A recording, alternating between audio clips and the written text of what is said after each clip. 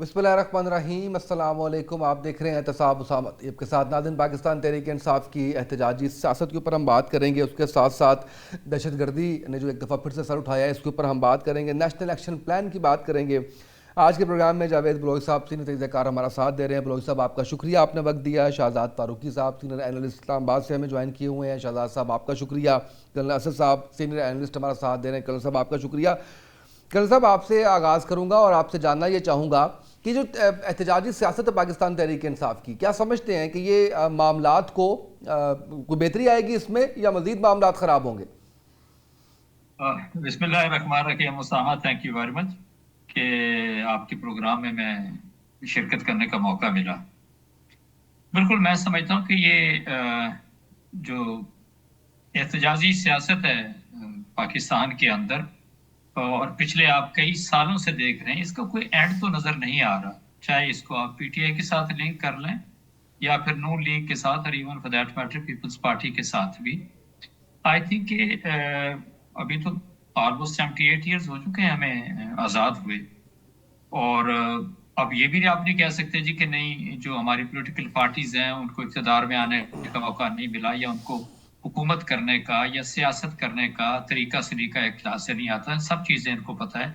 दे understand कि when they are in power, तो तब उसके पावर का की क्या मुश्किलात हैं, और जब यही पार्टीज अपोजिशन के अंदर होती हैं तो तभी उनको मालूम है कि हाँ, किस तरह की मुश्किलात आती हैं। But yes, I agree with you कि I think there has to be an end to all these things. क्योंकि आप देख रहे हैं इस वक्त जो सिचुएशन आप स्पेशली केपी के अंदर और फिर बलूचिस्तान के अंदर, और अभी कल के वाक़े को आप देखें जब तरलाई में जो कुछ हुआ, तो मैं समझता हूँ कि हमारी जितनी भी पॉलिटिकल पार्टीज हैं, स्पेशली क्योंकि एहतजाजी सियासत जो है वो पीटीआई की तरफ से नजर आती है ज्यादा, उसको इनके ऊपर बड़ा सीरियसली देखने की, इसको रिविजिट करने की जरूरत है कि there are ways and means available. आप देखें ना, आपके पास असेंबलियां मौजूद हैं, इस पार्टी की एक हुकूमत है वहां पर केपी के अंदर, और वो कोई ऐसा भी नहीं कि अपना अगर उनका कोई पॉइंट है, कोई ऐसा इशू है और कि उसमें वो अपनी आवाज उठा ना सकें। एट द सेम टाइम अगर हम फेडरल गवर्नमेंट की भी बात करते हैं, तो not on at one occasion, I think on number of occasions they have offered कि आप हमारे साथ आए, बैठें, और आप हमारे साथ एक लिहाज से मीनिंगफुल डायलॉग के अंदर उनको हमारे साथ जाएं, एंड वी सी के चीजें कैसे चलती हैं। बिल्कुल तो सही है। मैं ये बिल्कुल आपसे मैं एग्री करता हूँ कि हमें, मेरा ख्याल है, ये जो एहतजाजी सियासत है, it's not going to lead us anywhere. बल्कि मैं ये समझता हूँ कि हमें बड़ा सीरियसली एक लिहाज से जो एक नेशनल मेन स्ट्रीम होती है उसके अंदर हम सबको जाने की जरूरत है। इस वक्त जो सबसे ज्यादा देखे ना, एक पॉलिटिकल पोलराइजेशन ओवरऑल आप पूरे मुल्क के अंदर देखते हैं। मेरा ख्याल है इसको हम जितनी जल्दी खत्म करें ये उतना ही बेहतर है। और सर्टली रिस्पॉन्सिबिलिटी, इसमें कोई शक नहीं कि जी अपोजिशन की आती है, लेकिन उससे भी ज्यादा मैं समझता हूँ जो हुकूमती अकाबरीन हैं उनकी भी बहुत ज्यादा जिम्मेदारी एक लिहाज से आती है। और मैं ये जरूर कहूंगा कि अगर बहुत सारी दुनिया आसिफ अल जरदारी को मानती है जी कि वो डायलॉग के एक्सपर्ट हैं और उनको पता है कि मुखालफिन को कैसे साथ लेके चलना है। नवाज शरीफ यहाँ पर मौजूद हैं, 3 दफा वो इस मुल्क के वजीर आजम रहे हैं। शहबाज शरीफ को लेने 2 दफा वो वजीर आजम अब है, दूसरी दफा, and likewise he has been the CM Punjab good about 3-4 times. तो मैं समझता हूँ कि ये मेच्योरिटी इतनी हमारी पॉलिटिकल लीडरशिप के अंदर भी होनी चाहिए कि किसी सूरत के अंदर इनको साथ एक दूसरे के इकट्ठे होना चाहिए। ये इंतकामी सियासत, ये बयानबाजी सारी की सारी ये खत्म होनी चाहिए। ये जो हम मुख्तलिफ औकात के अंदर जब जिसकी गवर्नमेंट होती है वो मुख्तलिफ तरह के जो है ना सर्टिफिकेट तकसीम करते बांटते नजर आते हैं। मेरा ख्याल है इससे हमें अब दूर होना चाहिए। हमारा सबसे पहला जो मकमा नजर होना चाहिए वो पाकिस्तान होना चाहिए। Pakistan should be the first, और उसके बाद मैं समझता हूँ कि आवाम के लिए इन सारी पॉलिटिकल पार्टीज को मिलकर बहुत काम करने की जरूरत है। Forget about the politics, forget about कि आप एहतजाज की बात करते हैं। आपको सिर्फ ये सोचना है कि अपने मुल्क को एक लिहाज से कैसे आगे लेके जा सकते हैं। आप इमेजिन करें कि आपके अगर 16-17 बिलियन के ओके रिजर्व कहते हैं आप मौजूद है आपके पास फॉरेक्स, तो उसके अंदर से तो 2 बिलियन तो सिर्फ आप कहते हैं कि इसके पड़े में यूए के। उन्होंने कहा जी कि नहीं, आप आपको 30 दिनों का, हाँ, रोल ओवर देते हैं, और उसके ऊपर उन्होंने कहा जी कि हम 6.5% लेंगे। हम सारा कुछ यही करते रहेंगे, सूद ही देते रहेंगे। आप सोचे ना, चाइना के आपने पैसे देने हैं, इसके बाद आपने सऊदी अरब के पैसे देने हैं, यूएई एक लिहाज से आ गया, आईएमएफ को ले ले, वर्ल्ड बैंक को ले ले। मैं ये कहता हूँ उसामा साहब कि हमारी जितनी भी पॉलिटिकल पार्टीज हैं, एहतजाज को छोड़ के, इन सारी चीजों को छोड़ के, they should focus on actually unity of the country, unity of everything. ये बड़ा जरूरी है।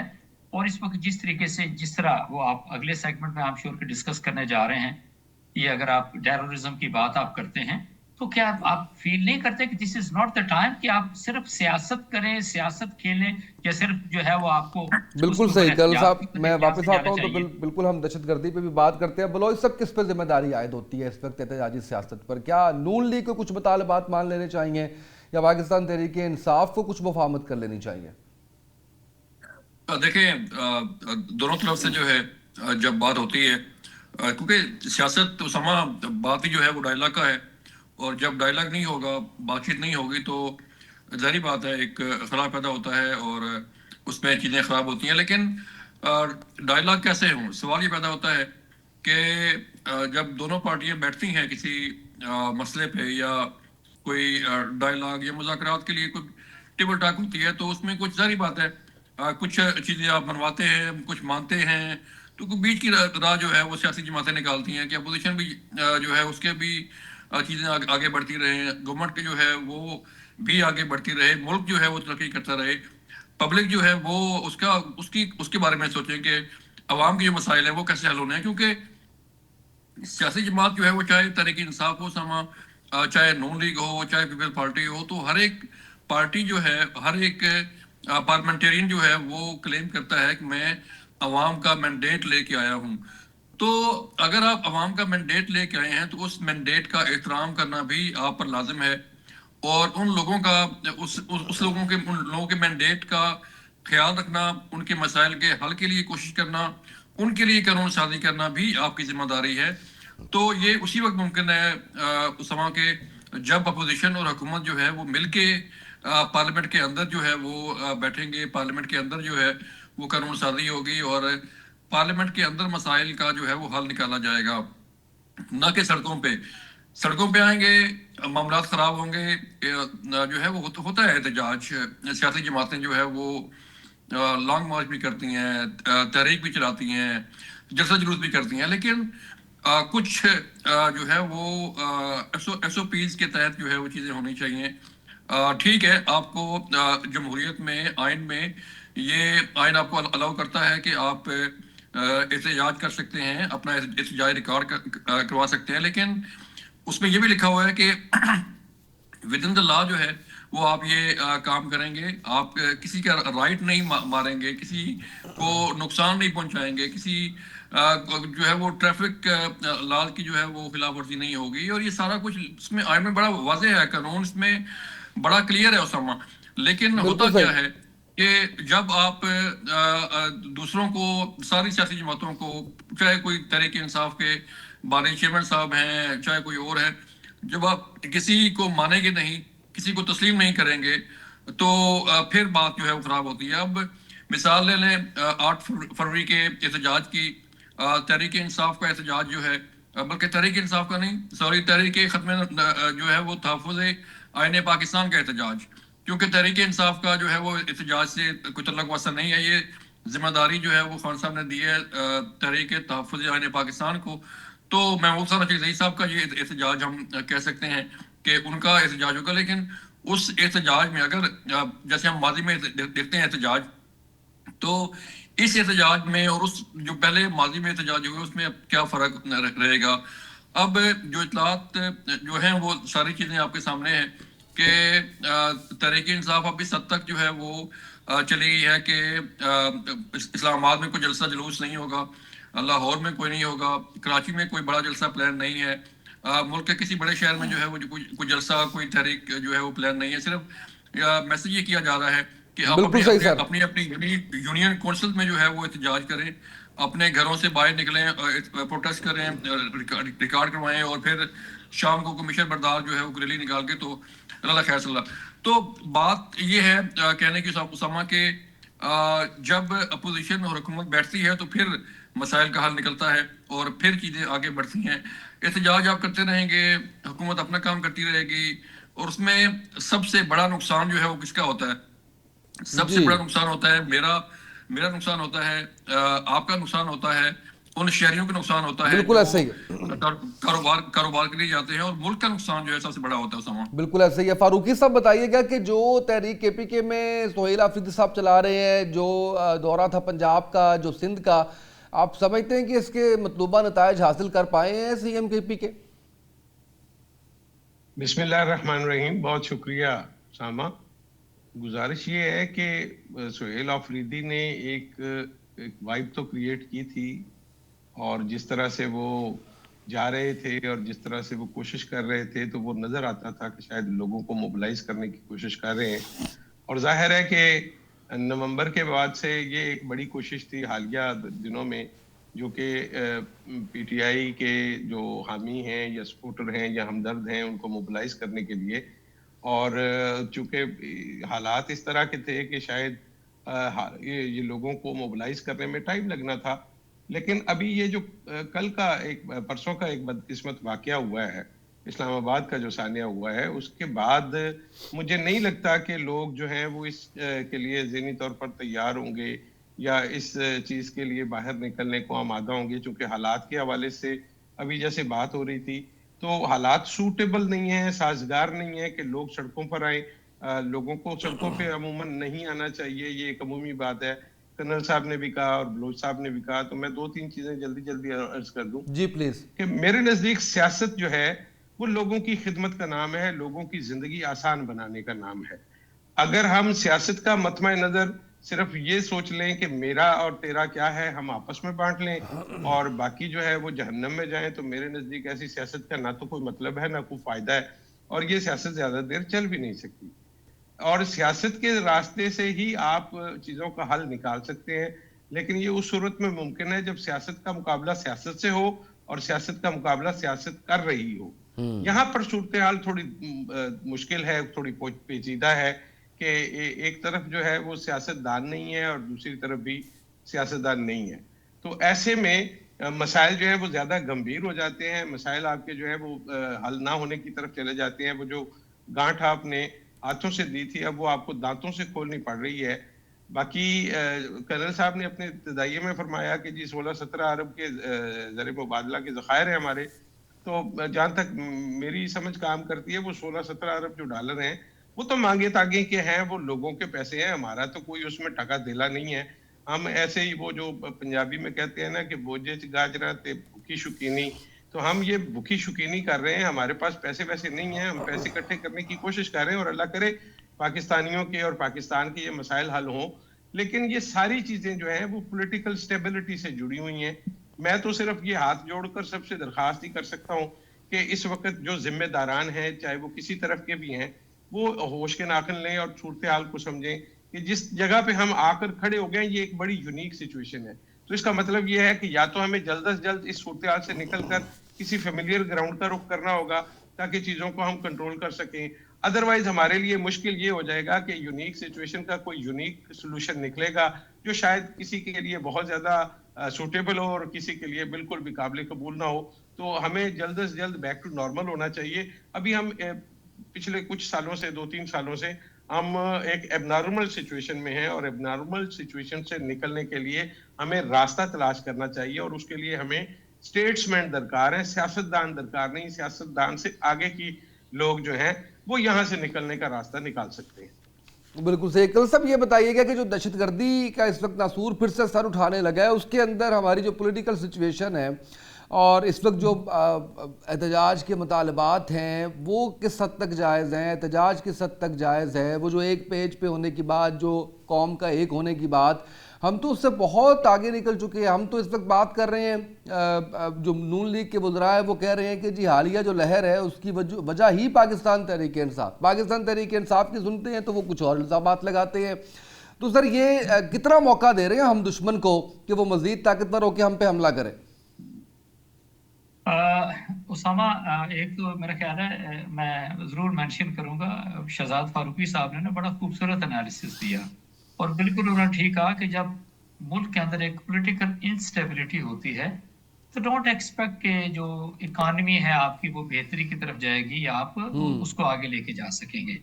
मेरा ख्याल है इसी चीज पे सबसे पहले मैं आपसे बात करूंगा। देखिए, एक तो सबसे पहले तो हो गया आपकी पॉलिटिकल इंस्टेबिलिटी कि जिसने आपके ओवरऑल इकॉनमी को आपके इफेक्ट कर दिया है। अच्छा, जब इकॉनमी इफेक्ट हो गई तो इसका मतलब है कि जो एक कॉमनर है, मेरे आप जैसे लोग हैं ना, वो सबसे ज्यादा मैं समझता हूँ कि इसके अंदर हर्ट हो रहे हैं। मैं यूं कहूंगा कि I live here in Rawalpindi, और मैं ये कह सकता हूं कि मैंने किसी शख्स के चेहरे के ऊपर रावलपिंडी इस्लामाबाद के अंदर मैं कभी कोई मुस्कुराहट नहीं देखता। मैं उसको तफक्कर के अंदर मैं देखता हूं, हर दूसरे शख्स को नहीं, हर शख्स को मैं आपसे कहूंगा। आप यकीन माने, मैं ये बड़ी तकलीफ से ये सारी बातें आपसे कर रहा हूं। पाकिस्तान के अंदर ये जो हुकूमत इस वक्त चल रही है, इसने तमाम पाकिस्तान के कारोबार को ठप कर दिया हुआ है।